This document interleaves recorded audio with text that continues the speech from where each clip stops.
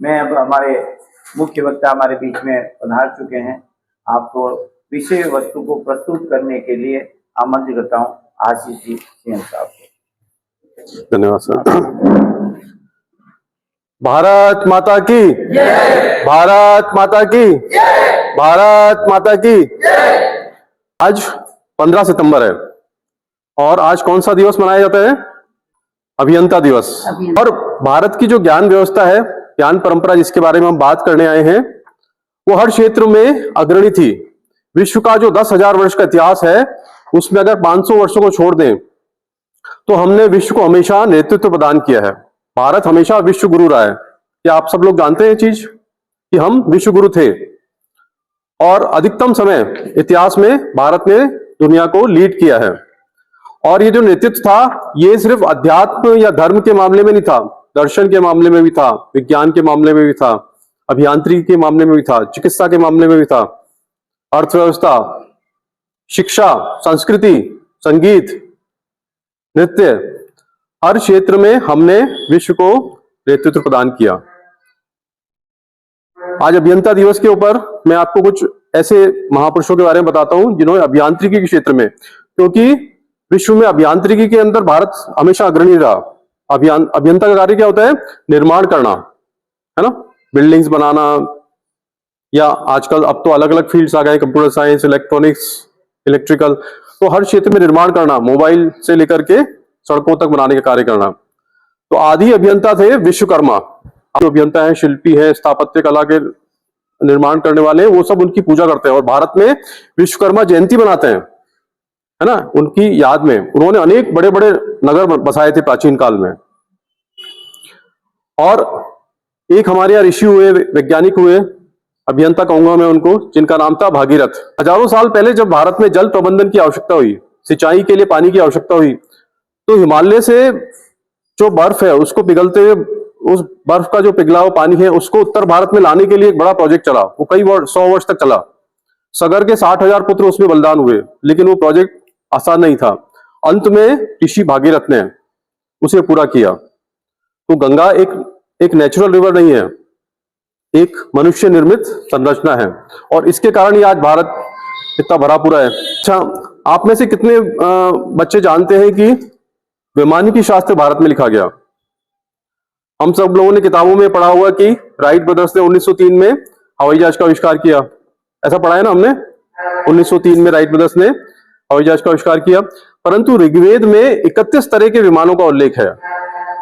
बहुत सारे विमानों के बारे में हम सुनते हैं आजकल, है ना, राफेल, सुखोई, मिग, जेएफ, या और भी कई सारे विमान हैं। तो उस समय में भी बहुत सारे तरह के विमान होते थे। 31 तरह के विमान ऋग्वेद में हैं। और रामायण काल में एक विमान था, कोई बता सकता है क्या नाम था उसका?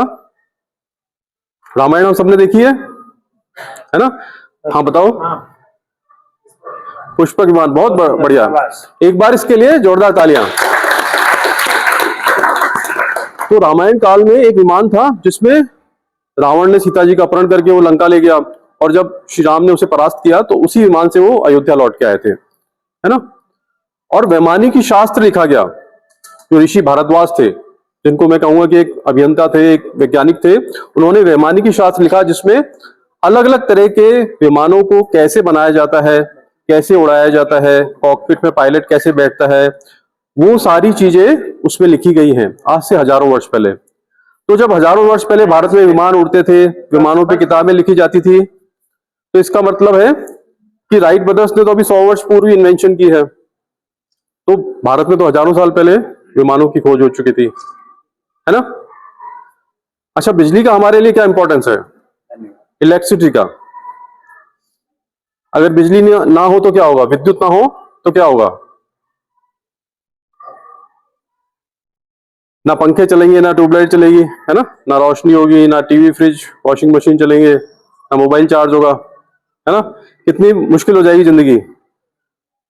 तो क्या आप जानते हैं कि विद्युत का आविष्कार, इलेक्ट्रिसिटी का आविष्कार भारत में हुआ था? और अगस्त्य ऋषि, जो कि एक महान ऋषि थे, जो उत्तर भारत से दक्षिण भारत में गए और उत्तर और दक्षिण का समन्वय कराया, जिन्होंने तमिल भाषा की रचना की, अगस्त्य ऋषि ने विद्युत का आविष्कार किया था। उन्होंने पहली बैटरी बनाई थी और अगस्त्य संहिता नामक पुस्तक उन्होंने लिखी। उसमें उन्होंने बताया कि कैसे मिट्टी के पात्रों में अम्ल को डाल के, कॉपर की प्लेट्स को रख के, उनको आपस में जोड़ करके इलेक्ट्रिसिटी का फ्लो कराया जाता है ना। और इसी सिद्धांत के आधार पे वर्ष 1800 में वोल्टा नामक वैज्ञानिक ने बैटरी का इन्वेंशन किया।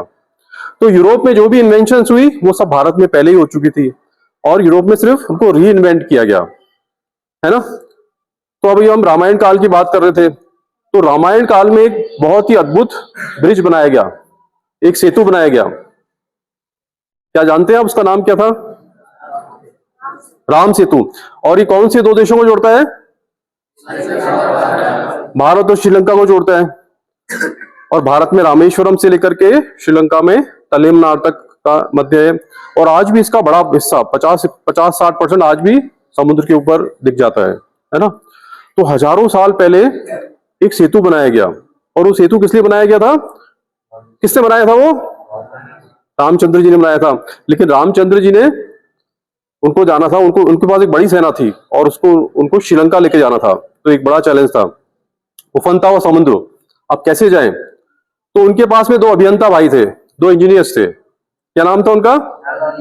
नल और नील। तो नल और नील ने बहुत ही कम समय में एक ऐसा ब्रिज बनाया, उन्होंने ऐसे पत्थर उपयोग किए जो पानी पे तैरते हैं, और ऐसा सेतु बनाया कि आज भी वो यहाँ पे है ना। तो हजारों साल पहले का सेतु आज भी हम देख सकते हैं। तो ये हमारी विज्ञान का, हमारी अभियांत्रिकी का कौशल है, ये चमत्कार है ये। और श्री कृष्ण ने एक नगरी बनाई थी। कौन सी नगरी थी वो? द्वारिका नगरी के अवशेष आज भी समुद्र में, अरब सागर में वो पूरा शहर मिल गया है ना। नासा ने उसकी खोज की और उसके बाद में भारत के वैज्ञानिक पूरा उसको जान पा रहे हैं कि वो समुद्र के अंदर आज भी है। तो इतना महान हमारा स्थापत्य कला, इंजीनियरिंग इतनी महान थी। फिर एक युग आया जिसमें भारत में भास्कराचार्य, आर्यभट्ट और ब्रह्मगुप्त, वराहमिहिर जैसे वैज्ञानिक, खगोल शास्त्री या अभियंता हुए। आर्यभट्ट ने क्या महान कार्य किया था? आर्यभट्ट ने, कहते हैं कि शून्य का आविष्कार, वास्तव में शून्य तो बहुत हजारों साल से था, लेकिन शून्य को संख्या के रूप में लेके आने का कार्य आर्यभट्ट ने किया था। उन्होंने आर्यभट्टियम पुस्तक लिखी थी। और भास्कराचार्य, जिन्होंने न्यूटन से हजारों वर्ष पहले, हम समझते हैं कि जो लॉ ऑफ ग्रेविटी है वो न्यूटन ने दी थी, पर उससे हजारों वर्ष पहले भास्कराचार्य ने सिद्धांत शिरोमणि ग्रंथ के अंदर विस्तार से गुरुत्वाकर्षण के बारे में, गति के नियमों के बारे में बताया था। उनकी एक बेटी थी, तो उसके लिए उन्होंने एक घड़ी का निर्माण किया, जल घड़ी। उसमें पानी भरते थे और उससे हम ये जानते थे कि समय कितना आगे बढ़ रहा है। तो उसको खेलने के लिए बनाई थी। तो एक बार वो बहुत उदास थी बच्ची, तो भास्कराचार्य ने उससे पूछा कि तुम क्यों उदास हो? तो उसने कहा कि पिताजी, आप बहुत प्रसिद्ध हैं, पूरा भारत आपको जानता है, महान गणितज्ञ हो आप, वैज्ञानिक हो, लेकिन मैं तो इतनी विद्वान नहीं हूं, इंटेलिजेंट नहीं हूं, मुझे कैसे लोग याद रखेंगे? तो भास्कराचार्य ने कहा, मैं तुम्हारे लिए ऐसा कुछ कार्य करूंगा कि तुम्हें विश्व हमेशा याद रखेगा। और उन्होंने उसको गणित की शिक्षा देना चालू किया और वो गणित में बहुत विद्वान बनी। और उन्होंने एक महान ग्रंथ लिखा, उस ग्रंथ का नाम रखा लीलावती। तो आप बता सकते हो लीलावती कौन थी? फिर भास्कराचार्य की पुत्री का नाम था लीलावती। उन्होंने अपनी पुत्री के नाम पे एक ऐसा ग्रंथ लिखा जो कि अजर है, अमर है ना। और भारत सरकार गणित के क्षेत्र में एक पुरस्कार भी देती है, उसका नाम भी उसी बालिका के नाम पे है, लीलावती पुरस्कार।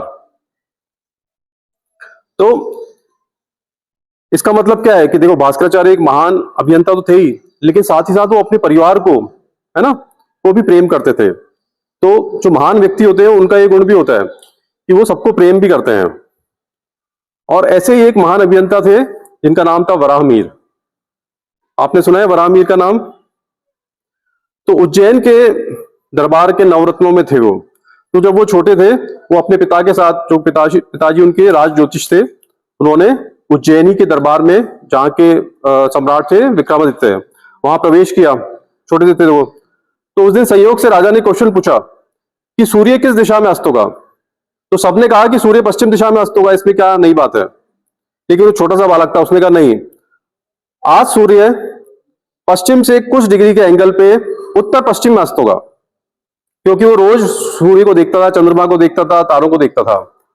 तो सारा दरबार हंसने लगा, है ना। कि इतना छोटा सा बालक और ये कह रहा है कि यार सूरज पश्चिम में नहीं होगा, थोड़ा सा इस एंगल पे होगा, सब हंसने लगे। लेकिन राजा ने कहा नहीं, हम प्रतीक्षा करेंगे। संध्या हुई, सांझ का समय हुआ और ये नापा गया कि वास्तव में सूर्य जो था पश्चिम से कुछ डिग्री के एंगल पे उत्तर पश्चिम में अस्त हुआ। राजा ने उस बालक को गले लगा लिया और उसको अपने दरबार में स्थान दिया। वो उज्जैनी के 9 रत्नों में उनका नाम आता है और वो महान वैज्ञानिक गणितज्ञ थे वराहमिहिर। इन्होंने कई सारी वेधशालाएं बनाई, जिन्होंने पंच सिद्धांतिका और व्रत संहिता जैसे किताबें लिखी। कैसे प्लैनेट्स मूव करते हैं, खगोल शास्त्र क्या है, चंद्र ग्रहण कब लगता है, सूर्य ग्रहण कब लगता है ना, और मौसम का पूर्वानुमान कैसे किया जा सकता है, वो सारी चीजें उन्होंने लिखी। और वो इतने प्रसिद्ध थे कि ईरान के बादशाह ने उनको बुलाया, ईरान के शाह ने उनको आमंत्रित किया और उन्होंने ईरान में एक वेधशाला समझते हो, सोलर ऑब्जर्वेटरी है ना, उदयपुर में कहां पे है, किसी ने देखी? उदयपुर में एक सोलर ऑब्जर्वेटरी है, वेधशाला है। तो फतेह सागर के बीच में है ना, एक वेधशाला है। तो उन्होंने ईरान में जाकर भी वेधशाला बनाई, भारत में तो बनाई थी, और उनको यूनानियों ने भी आमंत्रित किया क्योंकि वो गणित के विशेषज्ञ थे। उन्होंने ट्रिग्नोमेट्री के बहुत सारे फॉर्मूले दिए थे। जैसे आप में से जो बड़ी क्लासेस में होंगे तो जानते होंगे sine square theta plus cos square theta equal to 1। ये फॉर्मूला वराहमिहिर का दिया हुआ है और उन्होंने, उनके निर्देशन में कार्य प्रारंभ हुआ था दिल्ली में लौह स्तंभ का निर्माण। इंद्रप्रस्थ नाम था उस समय। इंद्रप्रस्थ में उन्होंने एक लौह स्तंभ का निर्माण कार्य प्रारंभ कराया और वो स्तंभ ऐसा है कि आज भी दिल्ली के मेहरौली में वो स्तंभ खड़ा है, उस पर जंग नहीं लगा है, हजारों साल बाद भी। तो कितना बड़ा केमिकल इंजीनियरिंग का या रसायन का कितना बड़ा ये एक उदाहरण है, कितना बड़ा चमत्कार है। और भारत में कई ऐसे राजा हुए जो वास्तव में अभियंता थे।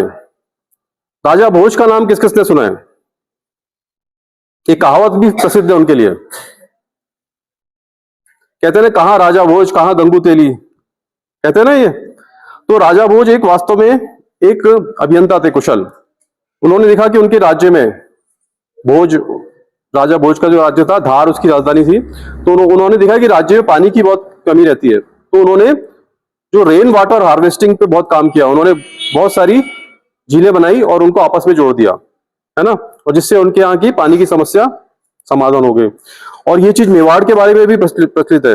हमारे भी जो यहाँ के राजा महाराजा थे वो भी काफी कुशल थे, है ना, वो भी विजनरी थे। तो हमारी भी जो सारी झीलें हैं वो आपस में जुड़ी हुई हैं। उदयपुर की या मेवाड़ की जो झीलें हैं वो इस तरह जुड़ी हुई है कि एक झील का पानी वो जब भर जाती है तो दूसरी में चले जाता है और दूसरी बढ़ती है तीसरे में। इस तरीके से कई 100 वर्षों से हमारे यहाँ जल प्रबंधन हो रहा है ना। और ऐसे एक महान राजा थे जिनका नाम था राजराज चोल, जो दक्षिण के राजा थे और उनका बड़ा साम्राज्य था। चोल साम्राज्य 600 वर्ष तक चला। तो राजराज चोल जो थे उनका राज्य श्रीलंका तक था, श्रीलंका पे भी उनका राज्य चलता था। और उसके बाद जो उनके पुत्र आए उन्होंने पूरा दक्षिण पूर्व एशिया, थाईलैंड से लेकर के इंडोनेशिया, है ना, कंबोडिया, लाओस, उन सब पे पूरा उनका राज्य चलता था। इतना बड़ा उनका साम्राज्य था। तो राजराज चोल एक बड़े अभियंता थे, है ना। तो उनके नेतृत्व में तंजौर में एक वृद्धेश्वर मंदिर का निर्माण कराया गया। बहुत बड़ा मंदिर है, कभी दक्षिण भारत जाएं तो देखिएगा। तो उस मंदिर की खासियत क्या है कि उस मंदिर में 80 टन का एक पत्थर है और वो 200 फीट की ऊंचाई पे रखा है। कितना बड़ा पत्थर है? 200 फीट की ऊंचाई पे और 80 टन का है। अब सोचो 80 किलो का भी पत्थर हमें अगर पहुंचाना हो 200 फीट पे तो बड़ा मुश्किल है ना। और 80 टन का पत्थर, उस समय ना तो क्रेन होती थी ना ही कोई मशीनें थी, तो किस तरह पहुंचाया होगा? ये उस समय की अभियांत्रिकी का एक जो है उदाहरण है ना। तो ऐसे कई महान अभियंता, वैज्ञानिक, गणितज्ञ भारत में हुए। मोक्षकुंडम विश्वेश्वरैया, जिनका जन्म दिवस आज मनाते हैं अभियंता दिवस के रूप में, वो मैसूर राज्य के मंत्री थे। उन्होंने बहुत सारे बांध बनाए। कृष्णराज सागर बांध उन्होंने बनाया मैसूर के पास में, जो आज भी खड़ा है वैसा का वैसा, उसमें कोई प्रॉब्लम नहीं आई है ना। तो भारत में आधुनिक बांधों का निर्माता उन्हें कहा जाता है और उन्हीं की स्मृति में आज अभियंता दिवस भी मनाया जाता है।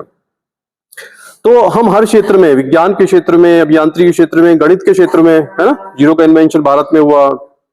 पाइथागोरस थ्योरम जो थी वो ऋषि बोधायन ने उनसे पहले दी थी। हर क्षेत्र में आगे थे। और ये जो सारा ज्ञान था उसका मूल उद्भव था वेद, है ना। वेद कितने हैं? कौन कौन से हैं? और हर वेद के भी 4 हिस्से होते हैं, संहिता, ब्राह्मण ग्रंथ, आरण्यक और उपनिषद। अंतिम हिस्सा उपनिषद है, इसलिए उसे वेदांत भी कहते हैं, है ना। उपनिषद को वेदांत भी कहते हैं। 108 उपनिषद है, उसमें से 10 या 11 उपनिषद मुख्य उपनिषद है जिसपे भाष्य लिखे गए। और इन उपनिषदों का सार है, वो है श्रीमद् भगवद गीता। क्या है? तो युद्ध के मैदान में, महाभारत का युद्ध होता है, उसमें कौरव और पांडव आमने सामने हैं, और ऐसे समय में अर्जुन, जो कि सबसे बड़ा धरोधर है पांडवों की तरफ का और विश्व का भी, वो युद्ध करने से इनकार कर देता है। वो कहता है कि सामने मेरे पितामह हैं, भीष्म पितामह, मेरे गुरु हैं द्रोणाचार्य, कृपाचार्य, मेरे भाई बंधु हैं, मैं युद्ध नहीं करूंगा। तो श्री कृष्ण उसे अलग अलग 18 तरीकों से समझाते हैं, और वो 18 तरीके 18 अध्याय बनते हैं गीता के। 18 योग हैं, अर्जुन विषाद योग से लेकर के मोक्ष संन्यास योग तक, और 18 अध्याय 700 श्लोक वो श्रीमद् भगवद गीता के रूप में है। तो हम वेद नहीं पढ़ पाए, कोई बात नहीं, वेदों का अंतिम हिस्सा उपनिषद, उपनिषद पढ़ सकते हैं।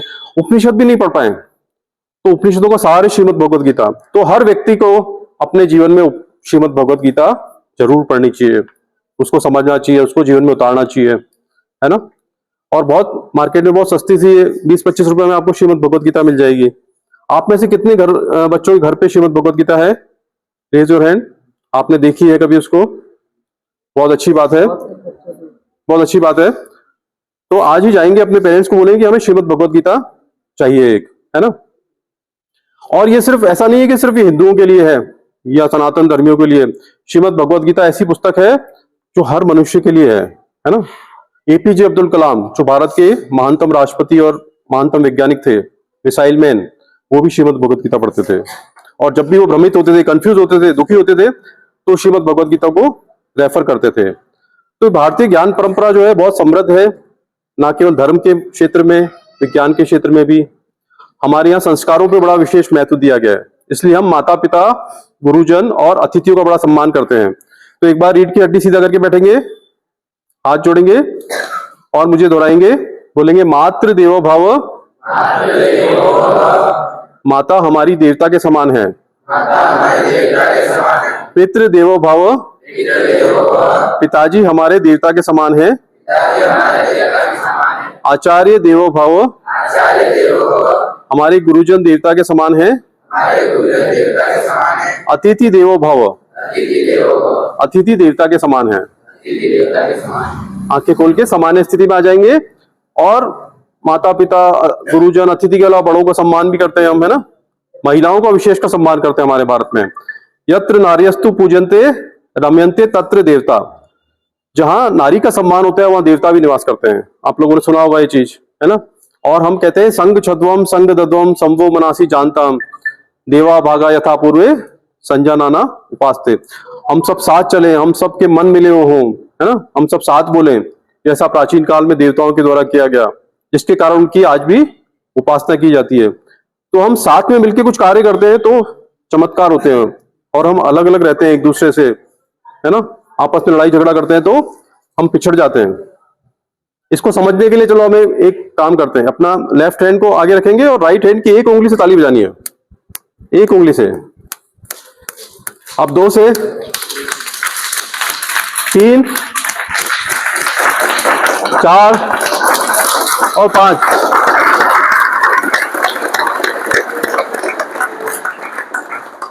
तो इससे क्या समझ में आया? जब एक उंगली से ताली बजा रहे थे तो आवाज कितनी थी? एकदम कम। और जब 5 उंगलियों से बजाई तो जब हम मिलजुल के रहेंगे, है ना, हमारे बीच में डिफरेंस कम होंगे, हम जाति भेद, धर्म भेद, इन सबसे दूर रहेंगे, और हम सब मिलके काम करेंगे, तो हम कुछ बड़ा कर सकते हैं, है ना। भारत विश्वगुरु था, फिर से विश्वगुरु बनने वाला है, बन सकता है। आज जो भारतीय ज्ञान है, भारतीय संस्कृति का ज्ञान है, पूरे विश्व में फैल रहा है। विश्व में 200 करोड़ लोग नियमित रूप से ध्यान और योग करते हैं। 2014 में यूएन ने विश्व योग दिवस को स्वीकृति दी, 2024 में विश्व ध्यान दिवस को स्वीकृति दी, और पूरी दुनिया में अब ये ज्ञान फैल रहा है ना। और पूरी दुनिया भारत की तरफ देख रही है, और भारत धीरे धीरे शक्तिशाली होता जा रहा है। हम दुनिया की 30वीं सबसे बड़ी अर्थव्यवस्था बनने वाले हैं, और दुनिया की 3 सबसे शक्तिशाली सेनाओं में भारत का स्थान आता है ना। दुनिया का सबसे बड़ा लोकतंत्र है भारत, दुनिया में सबसे ज्यादा वैक्सीन भारत में बनती है। कोरोना के समय कई 50-100 देशों को भारत ने वैक्सीन निःशुल्क दी थी। और मंगलयान, चंद्रयान ऐसे विमानों के द्वारा अंतरिक्ष में जाने वाले हम चंद्रमा और मंगल तक पहुंच चुके हैं। जानते हो ना आप चंद्रयान, मंगलयान के बारे में। और अगले वर्ष हम स्वदेशी एक विमान से एक मनुष्य को अंतरिक्ष में भेजने वाले हैं। क्या नाम है उसका? गगनयान, है ना। तो चंद्रयान, मंगलयान, गगनयान ऐसी उपलब्धियां भारत के पास में है जो विश्व में कुछ ही देशों के पास में है। तो हम हर तरीके से आगे बढ़ रहे हैं। और अगर हम सब मिलके, पूरे भारतवासी मिलके प्रयास करें, हम लोग कठोर परिश्रम करें, है ना। आप भी, आपके हर विद्यार्थी के पास अपने जीवन का एक लक्ष्य होना चाहिए। आपको क्या करना है कैरियर में, आपको जीवन में क्या प्राप्त करना है, आपको पहले तो वो क्लियर होना चाहिए। उसके बाद आप उसके लिए मेहनत करो, कड़ी मेहनत करो। तो एक समय आएगा कि आप अच्छा करोगे और आपके साथ साथ हमारा ये देश भी विकसित होगा, है ना। तो हम सब जब लोग मिलके कुछ महान करेंगे, कुछ अच्छा करेंगे, तो हमारे भारत देश भी आगे बढ़ेगा और भारतीय ज्ञान जो है वो उसका आधार बनेगा। तो वो दिन दूर नहीं है। वर्ष 2047 जब आधुनिक भारत के 100 वर्ष पूरे होने वाले हैं, तब संभव है कि भारत पुनः विश्व गुरु बन जाए, पुनः विकसित बन जाए, है ना। तो उसके लिए हम सबको मेहनत करनी पड़ेगी। तो करेंगे सब? कितने विद्यार्थी चाहते हैं कि भारत विश्व गुरु बने पुनः? Raise your hands. बहुत बढ़िया, एक बार जोरदार ताली हम सबके लिए।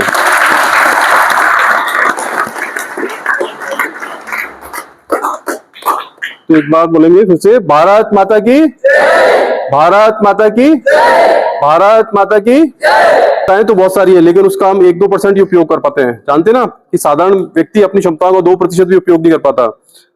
तो ऐसा कुछ करें, ऐसा कुछ सीखें कि हम हमारी क्षमताओं को बढ़ा दें। अगर हम अपनी क्षमताओं को 4% भी बढ़ा दें तो हम महानतम हो सकते हैं। तो हम उसके लिए ध्यान करेंगे। ध्यान कितने बच्चों ने पहले किया है? Meditation, raise your hands. कितने बच्चों ने, विद्यार्थियों ने ध्यान के बारे में सुना है कभी ना कभी? हम अभी करते हैं। आंखें बंद करेंगे, रीढ़ की हड्डी सीधी, आंखें बंद करो जल्दी से। रीढ़ की हड्डी सीधी, आंखें बंद, दोनों हाथ घुटनों पे, सिर से लेके पांव को, सिर से लेके पांव, पूरा शरीर स्थिर, शरीर में कोई गति नहीं, पूरा शरीर स्थिर है।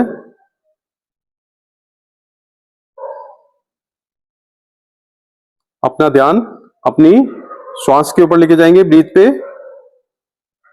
आती हुई श्वास को ऑब्जर्व करना है, जाती हुई श्वास को ऑब्जर्व करना है।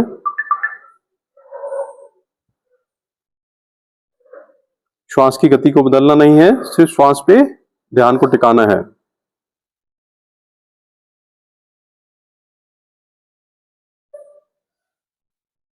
अब अपने ध्यान को दोनों बाहों के बीच में लेके जाएंगे, आईब्रोज के बीच, जहां टीका या बिंदी लगाते हैं। अपने ध्यान को अपने विचारों पे लेके जाएंगे। जो भी विचार आ रहे हैं, विचारों को आने देंगे। साक्षी भाव से विचारों को देखना है, विचारों को बदलने का प्रयास नहीं करना है। शरीर स्थिर है, श्वास धीमी है और मन शांत हो रहा है। मन शांत हो रहा है, मन शांत हो रहा है। ना कुछ करना है, ना कुछ जानना है, ना कुछ सोचना है। जागरूक रहना है, अवेयर रहना है। साक्षी भाव से जो भी हो रहा है उसे अनुभव करना है।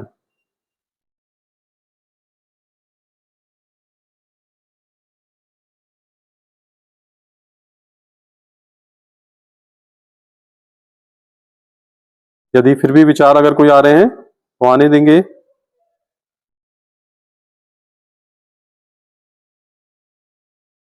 शरीर स्थिर है, श्वास धीमी है, मन शांत है।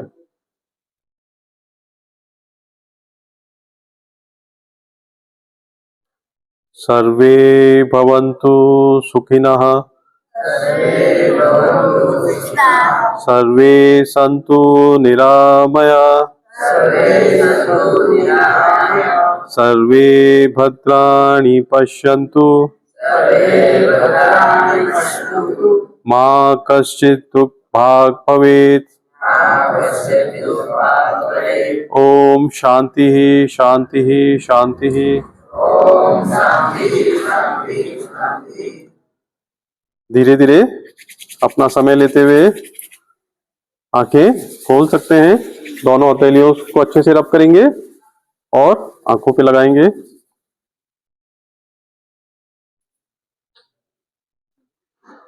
तो कैसा